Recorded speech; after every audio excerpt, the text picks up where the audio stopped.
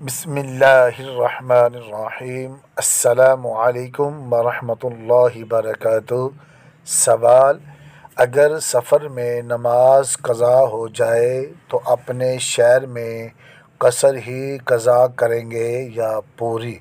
जवाब: जो नमाज जिस हालत में क़ज़ा हुई वो बाद में भी उसी तरह पढ़ी जाएगी, यानी हालत सफ़र में क़ज़ा होने वाली कसर नमाज मुकीम होने के बाद भी दो पढ़ी जाएंगी और हालत इकामत में क़ज़ा होने वाली नमाज सफ़र में भी पूरी पढ़नी होगी।